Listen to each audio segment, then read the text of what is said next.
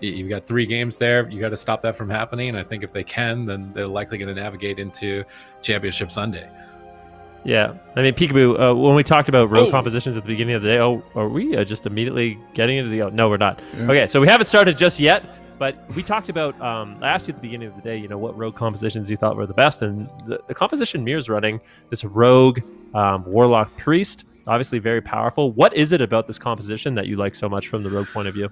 Rogue lock feels the smoothest because when you play with a mage, you are kind of required to have shatter setups and things like that. But as a warlock, it feels like everything is dying. So there is that potential for killing multiple things. And the threat of a warlock is much scarier for everyone on the team as opposed to kind of just one person being afraid of a mage kind of singling them out. Yeah. And also the warlock has potential to make really crucial plays such as really clutch death coil timing, huge dispels of the pet, and it can get you really aggressive. And also the fact of the counterspell blanket silence can be lined up with garrotes and also the Feldom CS. So there's a lot of different tools to actually land kills quickly, and I'm excited to see how this plays out. Chips is just rolling. Same with Tazar. Tazar is confident. Just roll in, no sap, get dots up on the whole team. Maybe go after the Shaman. They're purging down Midas. They're opening up. Are they going to go all in here? Cheap shot into Garrote. Where's the kidney? Shadow Fury peels 2 targets, but Death Coil clutches it out. Midas actually trinkets it. I think he's still got a kidney shot waiting for him. He might just die here. Full kidney shot. Tons of pressure in game number 1. They're all over him. Mir cloaks for the kill, going all in and closing it out. 42 seconds.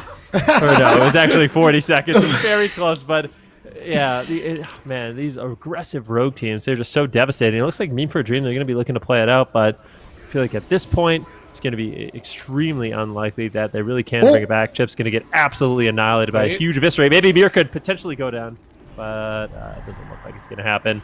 And we'd love Cassidy coming out of the gate swinging, putting the first point on the board, and that is kind of a devastating spot for Midas to be in, Zico.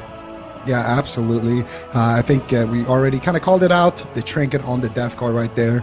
I'm not sure if Dreshnu had his pet ready there to maybe dispel the death coil, but that definitely would have been the line of play. I mean, there's probably dots on the Shaman anyway, so he most likely wouldn't have gotten it. Maybe would have gotten like a random corruption or whatever, but still, I think you kind of have to sit that death coil when kidney is off cooldown. And again, this is the same thing that we saw from Wheel of Cats in their first matchup, where they went after the priest. They did that cheap shot into expose armor, into vanish garrote opener. We're gonna see it from here, cheap shot into the expose armor, into the vanish garrote right there, into now go on Mir, and here comes the coil, and he's just holding his kidney here. No. He's getting his combo points. There's a trinket coming out into the full kidney right there, and I mean, if that happens, it's just over. And yeah, I mean, it was over. That's exactly what happened. So, I mean, these aggressive openers, that's what's so devastating. I mean, you called it out, Peekaboo. The fact that you have the cheap shot into the Mortal Coil, it can really spice things up. And Midas was kind of forced into a situation where you had to trinket before kidney, which is definitely not the move.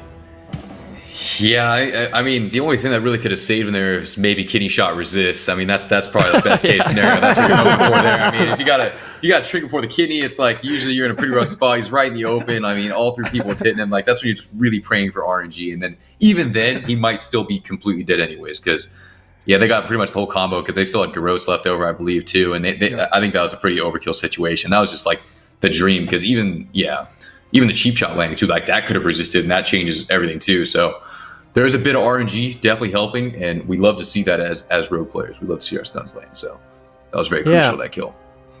You know, it's one of the things when I play Mage Lock right now on the ladder, one of the things we struggle with is our healer being trained down by rogue priest. So either rogue lock priest or rogue mage priest. Both those compositions are really difficult if they just all on your healers, especially if they're horde, because they have so many fear breaks early on. It takes a while for your crowd control to sit. And one thing we found that really helped us was actually just going after the healer if you can, because Mir, he's going to be spamming out vanishes. Obviously, he has his Cloak of Shadows. He's getting dispelled. If he's the only one that's getting pressured, he has Will of Forsaken. He has Trinket. There's just so many ways to get out of crowd control.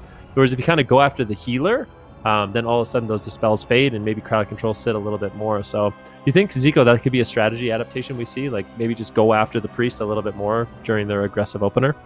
Yeah, well, I think if I was playing on that MLS, my objective as the mage, I would be thinking, I cannot die in this matchup. I need to make something happen and get my team ahead.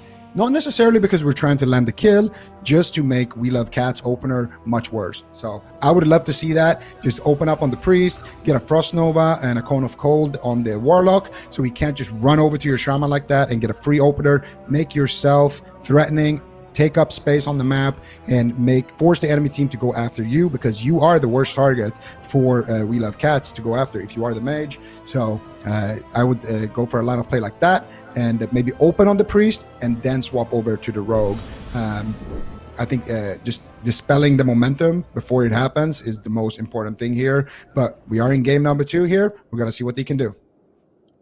Yeah, it looks like Mir instantly going right back to Midas here, trying to get that opener. It looks like he might have got knocked out of stealth there. I don't know if he was able to get the stun. Looks like he's got a full kidney on a Midas here. Midas right in the open right now. It's a 3v1 situation. Definitely very scary. Nice triple Shadow Fury trying to peel out the damage here. Midas going to that Blanket Silence. Uses that Nature Swiftness and Hellstone. Full 5-stack wound. This is a really hard situation to get out of here. Mir all over him. Will Forsaken on the Fear. Unpeelable. Has multiple kicks. They'll just land it. Oh, coil on the cast. Even it's just so hard to do anything. Mir might die though.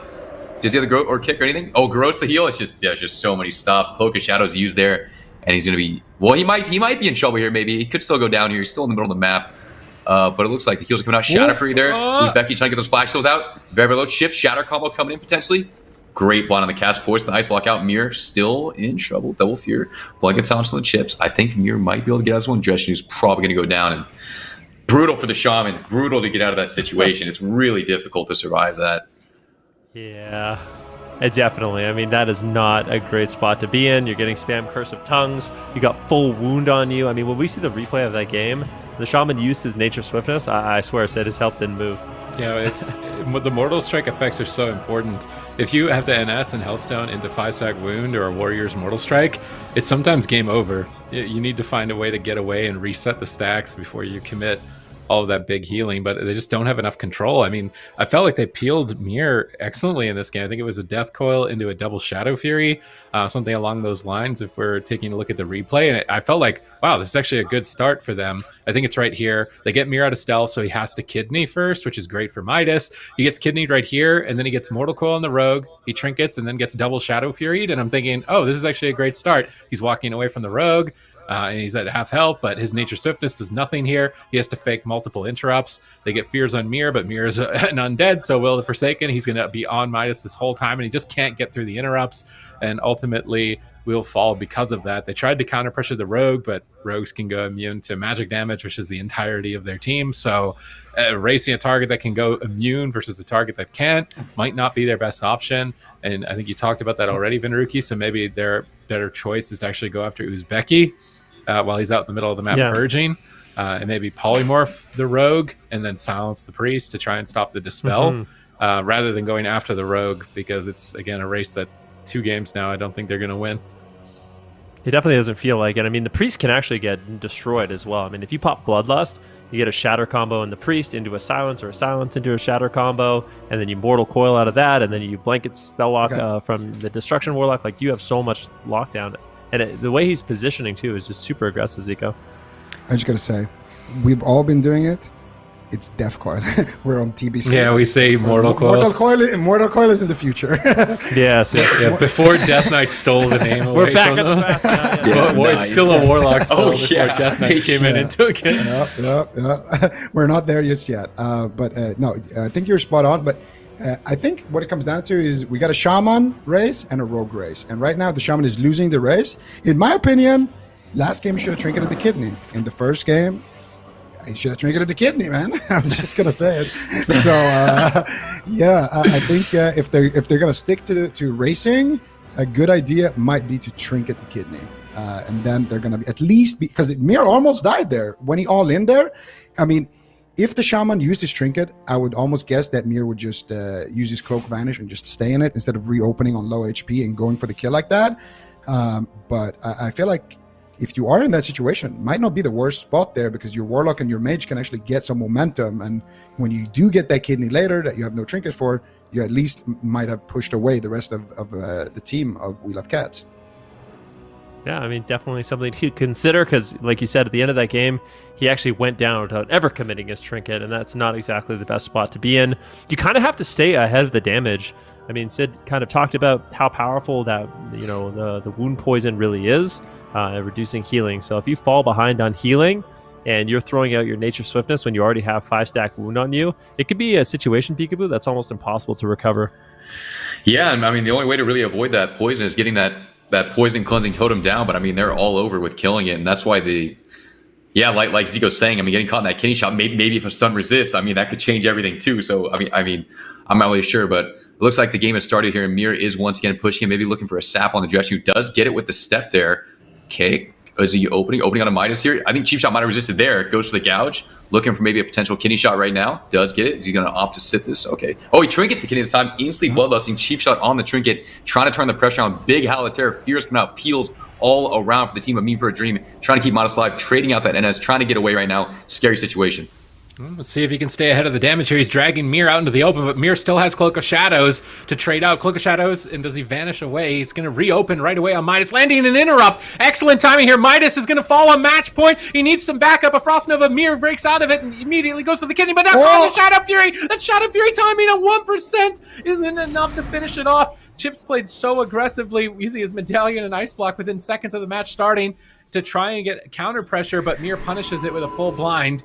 Now in the 2v3, I really think it's unlikely with no lockdown that they could really turn this around. Dreshnu is absolutely getting slaughtered at the moment, but they want to play it out. They want to see if there's any sort of chance for them to be able to take this, because it is their tournament dreams on the line, but I think that is going to be it. So close to being able to get a kill on Mir in those final seconds, but just not enough. Yeah, definitely really close call there. And Mir, with the presence of mind, like you said, to throw out that full blind on the mage who had no trinket, no ice block, is ultimately what kept him alive. And now We Love Cats, they keep their tournament dreams alive. Unfortunately for the Mage Lock Shaman, they will be eliminated. But now, Zico, I mean, we find ourselves in a situation where we have 4 different unique compositions. I guess we're getting ahead of ourselves. We'll talk about that later. Maybe we can take a look. I think we actually already did look at the replay, but yeah. Oh, no, here we are. So here's the replay. We can see exactly how aggressive Chips does play and how he kind of throws out those CC breaks and gets caught for it. So Midas, this time around, he trinketed the kidney. And, I mean, he didn't want to fall too far behind and get all in. So I kind of understand why he did it. But he definitely backfired a little bit there in the end. Mirlo here using his health stone offensively, using his cloak to stay on target, just building up as much pressure as possible. Lands the interrupt right there, and this is where Midas activates his engineering belt while he's kicked. But do you see that dispel right there from the Warlock? That's actually what closes out the kill here. Unfortunately for Midas, he gets insta-purged by that Fell Hunter on his engineering belt. So if you don't know what the engineering belt does, well, it has a small chance to make you take double damage because it's obviously engineering, but for most of the time, and in this game, it gives you a 4,000 damage absorb shield, but it is dispellable. And we kind of talked about it earlier. The Fell Hunter can remove and